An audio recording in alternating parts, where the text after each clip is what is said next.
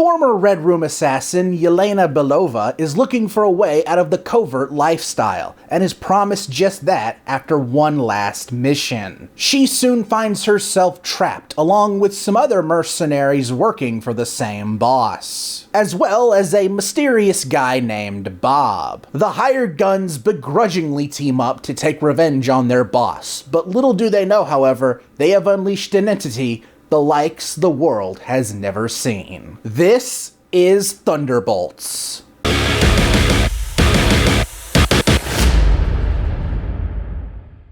Thunderbolts is the latest film in the MCU, and I say that not backed up on videos this time. Not consistent in the slightest. Now, this is a film that I think some people would try to sell you on as being Marvel's answer to the Suicide Squad. And I suppose that isn't entirely false, but I do feel like the film is a lot more complex than just that. Because Thunderbolts is one of the most unique films the MCU has ever graced us with. It has all the action and jokes you've come to know from the franchise, but also fantastic themes of emptiness, loneliness, regret, some real powerful and moving shit. It's something that even I, one of the biggest Marvel apologists on the internet, wasn't really sure they were capable of pulling off. But they did. This is a Marvel film made for people who feel like most Marvel movies are roughly the same thing, while also being a film Marvel fans themselves will enjoy too. It's truly a phenomenal film in that way. Leading this film is Florence Pugh as Yelena Belova, the MCU's current Black Widow, although they have not committed to calling her that in the marketing, which I think is a bit odd. For all intents and purposes, she is Black Widow. She is literally a Black Widow in context of the story. I'm getting off track here, but you know what I mean. But Florence Pugh delivers a phenomenal performance. This is her movie, no doubt.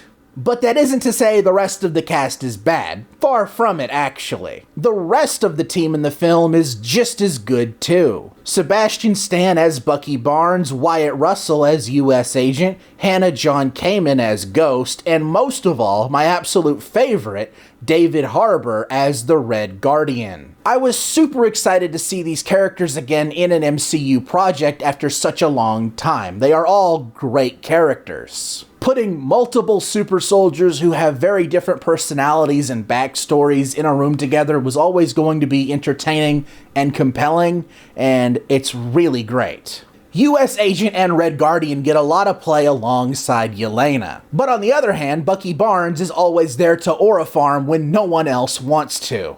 Going back to the Suicide Squad comparison, he kind of plays the Rick Flag role rather than the scruffy anti-hero. He was also on the phone a lot in this film. That was kind of funny to notice. But whatever you do, do not get Sebastian Stan to say Bucky's alt line from Marvel Rivals. He doesn't like doing it. Armed and dangerous. Again. Again. Better. Again. We've got trouble. Again. Again. I hope you liked that Winter Soldier gameplay. I picked him up to make that meme, and now I think I'm going to main him. As much as I love all the characters in this film, it does kind of disappoint me that Ghost wasn't like that prevalent in the movie. She's always there, but it doesn't feel like she does much, which is a shame because I think she's awesome. I love her power, and I'm a big defender of her in Ant-Man and the Wasp, but here it kind of just feels like they needed another character. They picked a great one. I just wish they expanded on her a little bit more. Julia Louis-Dreyfus also really shines as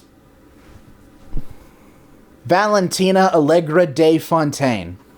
There we go. I can never say that properly without reading it. I'll be real. Her appearance in Black Panther Wakanda Forever kind of felt a bit forced, but here it's a lot more natural and she's great. But the true meat and where the film really hits comes from Bob. Louis Pullman as Bob, to be specific.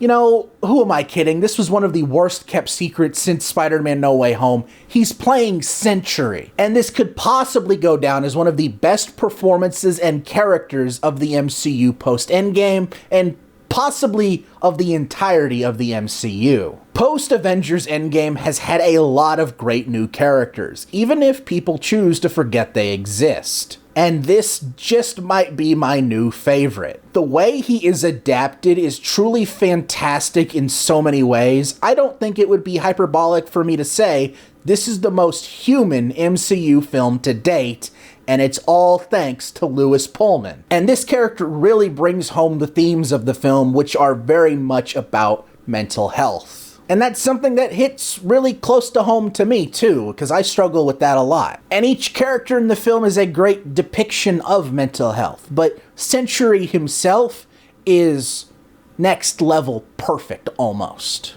And that becomes even more apparent when Sentry's second half takes over, that being the Void. Now, the Void from the comics looks insane. Awesome, but insane.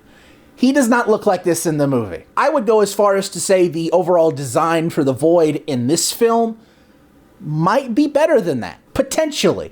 I guess it depends on the context, but in this film, the design is freaking flawless. I would almost go as far as to say it gives every single realistic depiction of a Batman villain a run for its money for how cool it looks and how admittedly grounded it is. Grounded in the grand scale of the MCU at the very least. Even down to his power and how it works and what it does to people, it's so cool.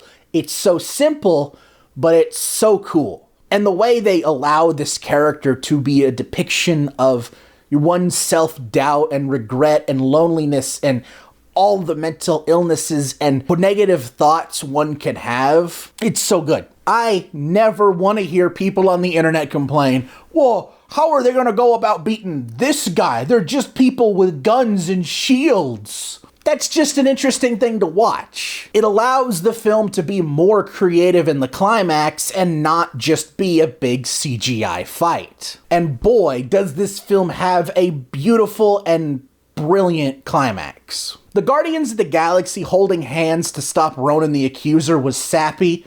Great, but sappy. This is next level, but I freaking love it. It is perfectly in line with the themes of the film and the found family aspect. But here's the thing. I know I'm a bit of a sucker for my lasers and explosions, but this film really delivers on some real authentic action too. Sometimes a simple punch can be just as satisfying. This is definitely among one of the more grounded MCU films. Again, comparatively in the grand scheme of the MCU.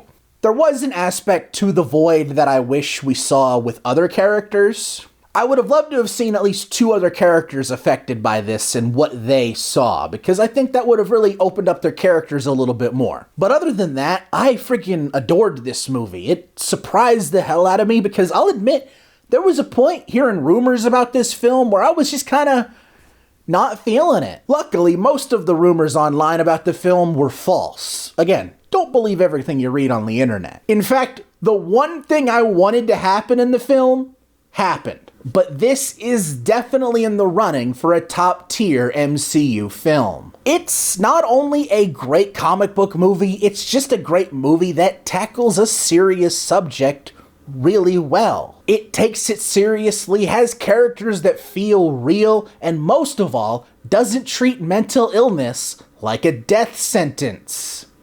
Fuck these movies, man. I truly hope this opens the door for the MCU to go equally as hard on the themes in the future. Again, I love a lot of what the MCU puts out, movie-wise at the very least. The TV shows have left a little bit to be desired. But even to me, this film felt like a breath of fresh air to the franchise. I hope the critical reception of this film reminds Marvel that at these characters' core, most of them at the very least are human. Hell, even some not human characters are great examples as to why something like this is so important. Man, if only there was a team of marginalized characters that really could benefit from writing like this.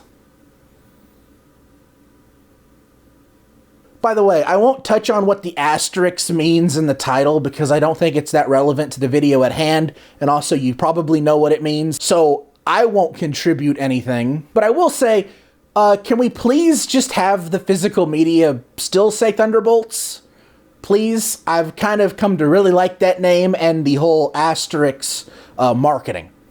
So please, Disney and Marvel, do that for me and only me, please. I hope you all enjoyed this review, and if you did, please consider hitting that like button, and if you want to see more, hit that subscribe button and ring that bell to be notified when my next review drops. Until next time, I'm Quentin Dunaway, hoping you will keep